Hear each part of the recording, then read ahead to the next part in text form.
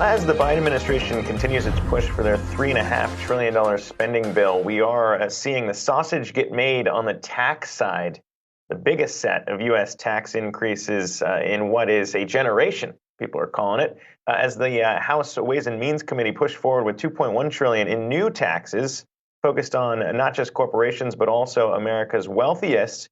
A lot of questions about whether or not it's going to be enough to offset some of the costs. And for more on that, happy to welcome into the program once again, Marc Goldwein, Senior Policy Director for the Committee for a Responsible Federal Budget, joins us here. And Marc, I mean, we've been talking about it, trying to watch and see what kind of increases are going to come. A lot of people pointing out it might not be as progressive as what even President Biden wanted initially. But what do you make of, I guess, this being enough to fund that $3.5 trillion?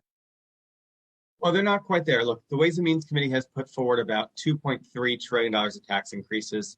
They actually are quite progressive overall, mostly from the rich. They also plan to have some spending reductions from healthcare savings. We don't know how much, maybe $500 billion, $400 billion when it's all said and done. That's not going to quite cover the $3.5 trillion, but it's at least a good start. I mean, when you say good start, I mean, are we expecting more to come here to kind of pay for the rest? Or I mean, these things are never really paid for fully, as you know better than I do. But I mean, what are the expectations in terms of how wide that gap might be? Well, look, I'm an optimist that they may add stuff as this goes to the Senate. But I think the more likely approach is they're going to reduce the amount that they're spending. We've heard from enough members that $3.5 trillion ain't happening. So if they can keep this $2.3 trillion of tax increases and get the spending down to $2.3 trillion, then we're set. Then we have a fully paid for bill.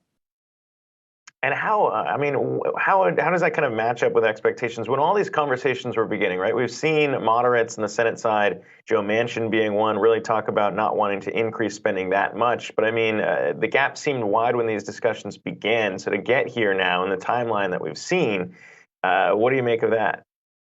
I mean, this is going to be a Herculean task. Look, they've basically made about $5 trillion worth of promises, of things that they said they want to do. They're trying to fit into $3.5 trillion, and then they're getting pressure to reduce that to maybe $1.5 trillion. So this is going to be a huge slog just on the spending side, and that's before we even get to the pay-fors. There is another key thing that people have been watching, maybe not talked about a lot, which is the SALT cap reversal here. It's something that's pretty important for people who fall in Democratic states with high taxes there. And getting that change, as you guys have been pointing out in your research, it seems that it would really only benefit the rich that don't take that minimum deduction there in taxes on that front. So talk to me about what you've seen play out and what we're expecting Democrats to do with that push. That's right. Maybe the biggest hypocrisy of this whole thing is Democrats have spent the last 4 years complaining about regressive tax cuts for the rich, and now they want to push one of their own. Not all of them, but a number of Democrats are pushing that we lift that $10,000 cap on the state and local tax deduction. Now, the issue here is most people are in the standard deduction. Everyone in the bottom 60%, nobody is getting SALT and nobody will get SALT. Almost all of the benefit of this goes to the top 10%, mainly the top 1%. If you're in the top 0.1% of Americans, you're going to get an average $150,000 tax cut. If you're in the middle, $15. $15 versus $150,000. It is just mind-blowing they're even talking about this kind of tax policy.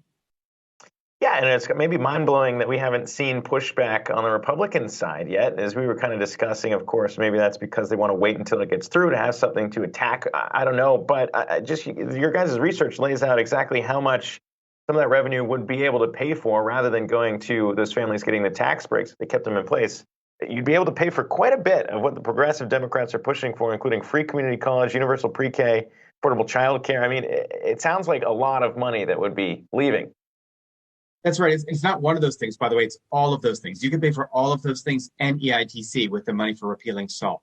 In fact, every dollar they want to raise from increasing the individual and corporate rate would have to go to the SALT cap relief. It really does not belong in this bill. It's not an investment. It's not support for the middle class.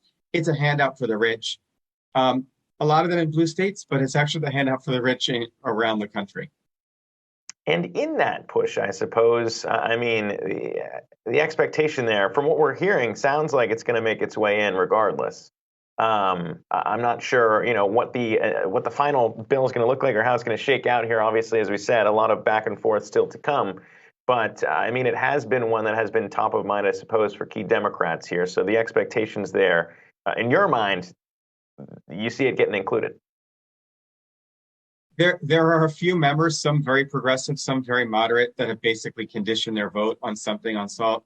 So I think it's likely that it's going to make it into at least the first draft of the bill that passes the House. As they're sugaring stuff off, trying to get from that $3.5 trillion to 1.5 or 2.5 trillion, it's hard for me to understand why they would waste even a dollar on, again, this regressive tax cut for the rich. It's actually not tax reform; it's tax deform. It's narrowing the base and making the tax code more complicated. Yeah, we'll see what happens there. But I guess just kind of finally to recap and look back on everything, right? You guys have done a great job of tracking the money that had been raised during COVID and really put to work here to help American families struggling. It was a lot of money. We've heard a lot of people talking about it being too much money relative to the debt load here in the country. I mean, when you kind of step back and look at the way things are shaping up, as your guys' group kind of does here to try and make it responsible, how would you maybe grade where we're at in terms of trying to navigate and balance kind of what's going out and what's coming in? Well, look, we passed about $6 trillion worth of COVID relief. I think probably about 4.5 to 5 trillion of that was very much warranted. So we overdid it, but a lot of that was really important, and it's helped support the recovery and protect incomes. But now we got debt as large as the economy headed to record levels. It's time to start paying for what we do, and ultimately to get our spending programs, Social Security, Medicare, in line with their revenue. We really need to address this debt over the medium and long term, not continue to add to it further. And at the very least, I suppose, if you have to add to it further, maybe focus in on the people who might need it most. And as you said there, the SALT cap repeal, not exactly one of those things. Marc Goldwein, appreciate you coming back on here to chat with us. He's Senior Policy Director for the Committee for Responsible Federal Budget. Thanks again. Be well. We'll chat soon.